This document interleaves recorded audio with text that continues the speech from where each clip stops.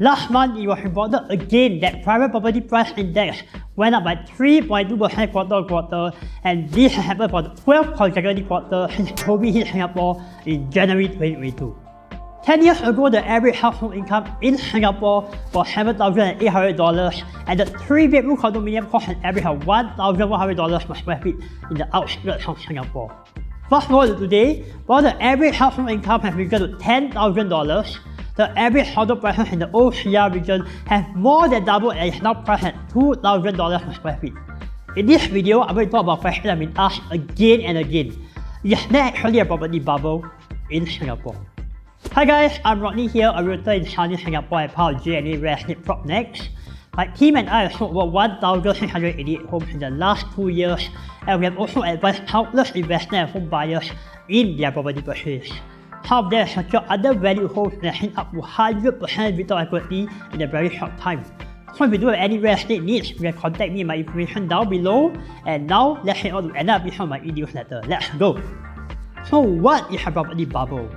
For the definition by Investopedia, a property bubble is defined as a run-up in housing prices fueled by demand, speculation, and exuberant spending to the point of collapse. So today, we are going to look for 2 factors to see if they are present in our real estate market today to see the possibility of a property bubble forming. Number 1, is there an increase in property prices? And number 2, is there reckless demand, speculation, and exuberant spending? To put it simply, are the home buyers in Singapore spending more than they can afford? Let's find out. Now, let's talk about price. In 2012, the average price per square foot for condominiums across all regions in Singapore is an average of $1,200 per square feet. And 10 years later, the average price for condominiums in Singapore have increased more than 50% all the way to an average of $1,800 per square feet. So prices of condominiums indeed increased at a very fast rate, pointing to a possibility of a bubble. However, if we look at the demand perspective, there were more than 33,000 transactions in the year of 2012, and compare that to 2022, more than 10 years later, the volume of transactions have actually decreased to just below 21,000. From this data alone, you can tell that while condominium prices actually did increase, pointing to signs of a bubble, demand has actually fallen as compared to 2012, 10 years ago. So from this analysis, we can tell that demand is not the main reason why condominium prices have increased so much. But if it's not demand, then what could possibly drive up the price? So, put it in context, real estate prices is made up of 3 major components: demand, supply, and building costs. Let's talk about the first part of the equation, demand. Before Lehman Brothers property bubble in 2008, there were more than 67,000 transactions in 2017 alone. And after the bubble burst, there were only 11,411 transactions in 2008.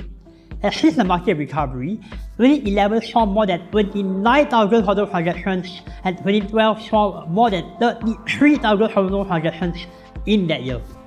And compared to that of the last 2 years, both years being very good years of the real estate market, 2021 saw a total of 30,000 condo transactions, and 2022 saw a total of just over 20,000 transactions. So what can we conclude from this? Although condo prices have increased more than 50% in the last 10 years, sales volume have actually not gone up at all. In fact, in 2014, one of the quieter years in the real estate market, there were only over 11,000 condo transactions in that year alone. Thus, demand is not the main determinant in driving up property prices in Singapore. So this has the possibility that reckless demand by Singaporean home buyers who over-leverage are the ones that cause property prices to rise. The primary reason why demand is relatively flat throughout all these years is because although Singapore has developed into a first-world city and our economy is doing very well, our government has also been very on the ball with property regulations to implement cooling measures to curb demand from spilling over into a property bubble. If you enjoyed the video so far, do consider hitting the like button and also subscribing to my channel, as it will really help the algorithm.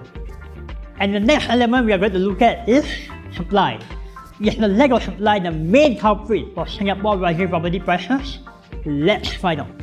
So firstly, how does Singapore get its supply of land to build condominiums?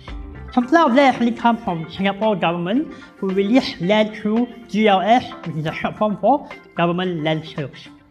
So to look at supply over the years, we actually go to the URA website and download this Excel sheet which allows us to have information of all the land parcels that have been released since 1992. I've also attached a link in the description below of the past URA land sales, so if you want to look at all the land parcels that have been sold in the past, you can click on the description below.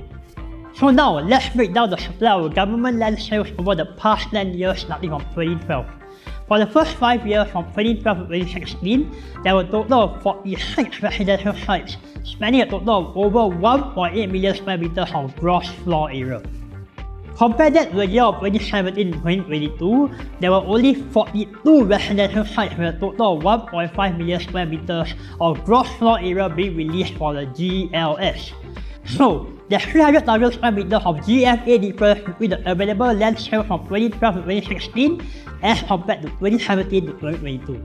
So, give an example, 300,000 square meters of gross floor area can potentially yield estimated 3,500 units in total. So, what can we learn from this? As Singapore is a small island filled with limited land supply of land will be harder and harder to find. Urban planning will always be a struggle for private residential housing, and that is also why the government is not releasing any more freehold land for sale, because they do not want to be caught in the situation years down the road where there's no more land to maneuver around Singapore City's landscape. Of course, there's another element of supply which is en bloc sales, but that's actually developers that need to lend from existing inventory. So the last element is of course building costs.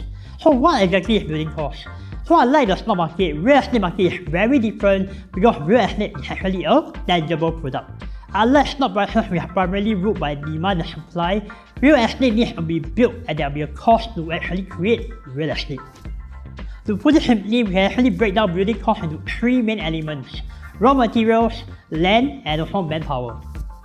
So based on the FRED economy data research, building material supply has risen close to 60% in the last 10 years, and even for Straits Times reported in the article in 2021 that salaries for construction workers have also gone up due to increased foreign levies and the shortage of blue-collar workers in the construction industry. Salaries have also gone up by 10 to 50% since COVID happened in 2020. Last but not least, land costs have also risen in the past 10 years. For example, in 2014, MCL actually bought the plot of Lake Grande at only $630 per square feet per plot ratio, and that figure has risen more than 100% in 2022 when Wing Tai actually en-blocked lakeside apartments for $1,260 per square feet per plot ratio. So what can we learn from this? In conclusion, it is very unlikely that there is a property bubble brewing in Singapore as the volume of condominium transactions have not increased as compared to the last 10 years. This is partly helped by the numerous cooling measures over the years to prevent over-leveraging and also speculation. Instead, what caused private property prices to increase so much over the years is the tightening of our government land sales as our country clamours to find land to allow building of residential sites, and also of course the increasing cost of materials, manpower and land over the last decade. And this is exactly why real estate is always a hedge against inflation.